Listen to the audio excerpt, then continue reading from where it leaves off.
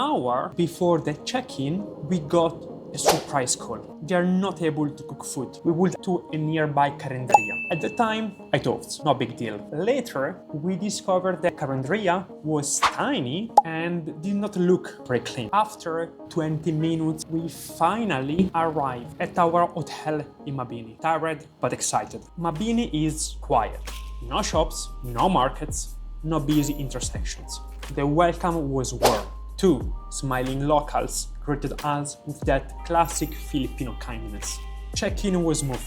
The view, stunning. The rooms, cozy, clean and simple. Hotels in the Philippines can be surprisingly expensive. We paid 4,000 pesos for one night. 4,000 pesos is several times the daily salary of many local workers. But we were here. The hotel was nice, the workers friendly and kind as Filipino are, and all I wanted was a comfortable bed. I woke up after a deep nap around 4 p.m. and headed out for a peaceful walk along the beach.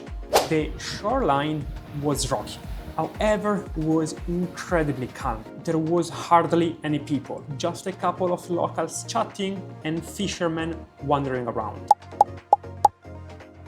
Right beside the sea was this beautiful basketball court. Real spot to play with the ocean as your backdrop. We found a small area where locals had gathered to watch the sunset. Watching the sunset was a relaxing experience. By the time the sun dipped below the horizon, it was around 6 p.m. And that's when the real challenge began.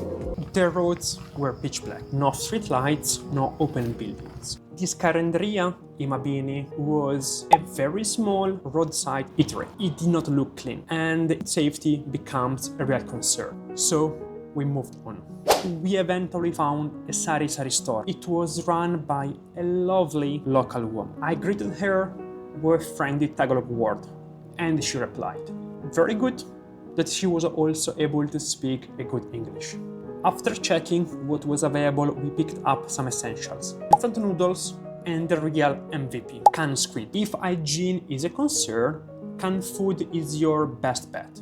They're clean, sealed, and easy to prepare. Back at the hotel, we boiled some water for the instant noodles. Mix in the squid and make ourselves a very simple meal. We ate quietly by the pool, under some soft light. Simple, safe, and honestly, it was perfect. The next morning greeted us with a perfect weather. Clear skies and a warm breeze. No activity plan, no diving courses, no tours, just rest and relax.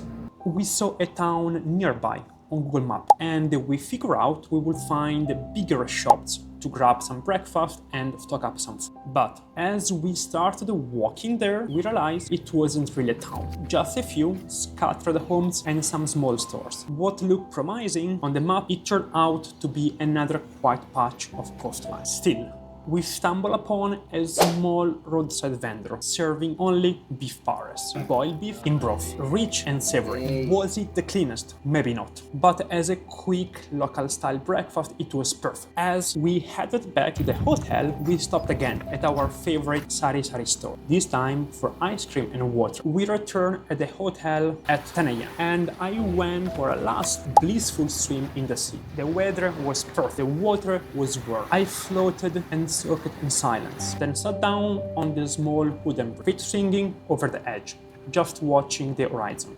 No cell phone, no thoughts, no plan, just peace. It would have been easy to stay another day. Instead, we packed our belongings and made our way to Lipa City, a modern town, 500,000 people, where we could grab groceries, cook, and get one last reset before heading back to Manila. But that part of the story comes next.